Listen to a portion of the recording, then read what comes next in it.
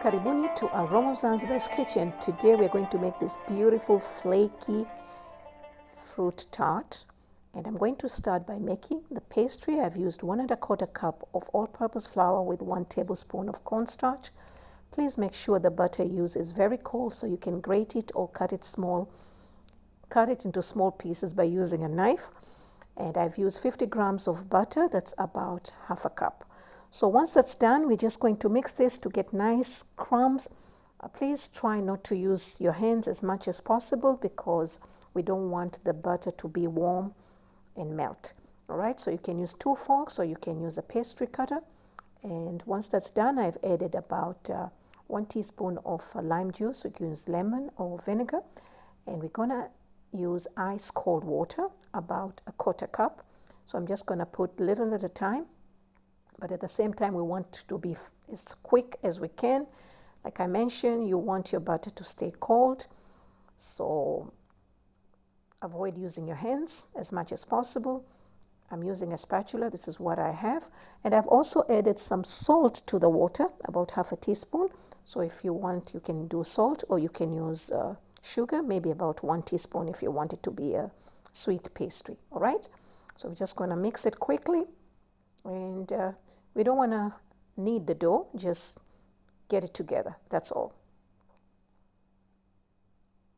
Right, once that's done, I'm just making mine into this kind of a shape because my tart tray is long. So if you're going to use an 8-inch or 9-inch round, you want to make it as a disc so it's easy to roll it out when it's ready. Then we're going to keep it in the fridge for about 2 hours so it's well rested.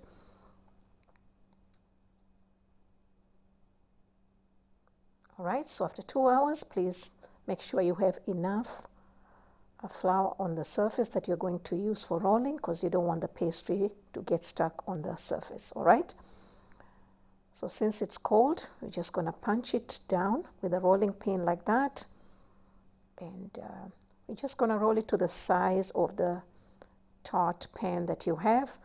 You could go for 8 or 9 with this recipe without changing it. Okay, so I don't know what's the size of my pan, I just bought it.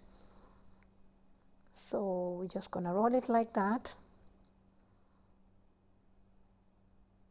Just going to keep to see.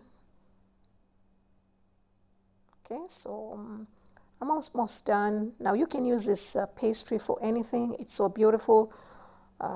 Different kinds of desserts. Then we're just going to roll it onto the tart pan. I started wrong. You can always adjust.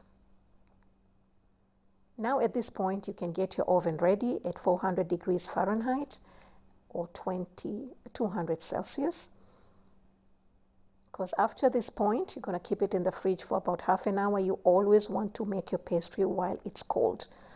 So now with the leftover pieces, I'm just putting some patches on the areas that are thin or shorter.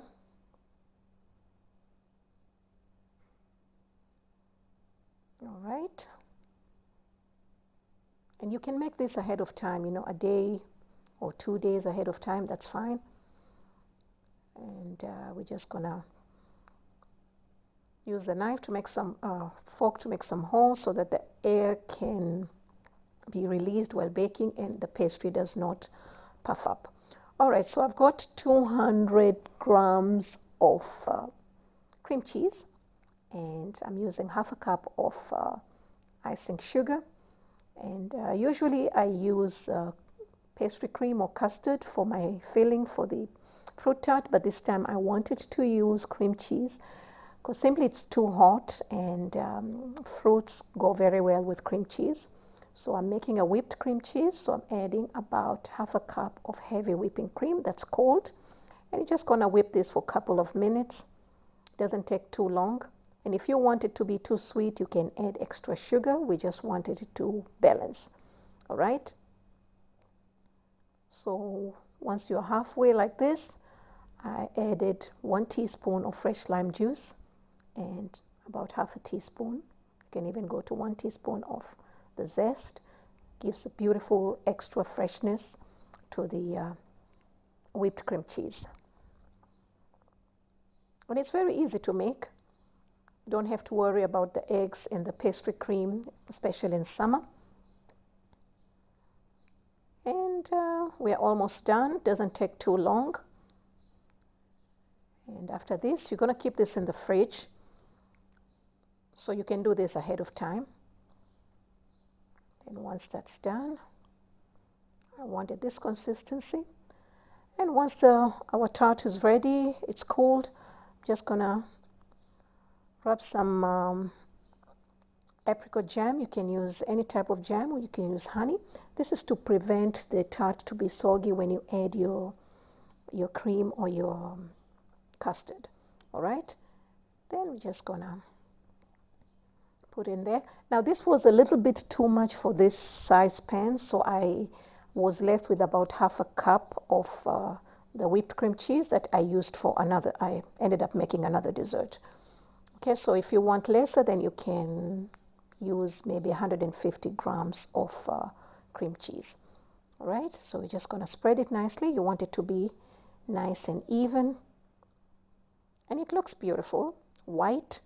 Now you can use any type of fruits that you want.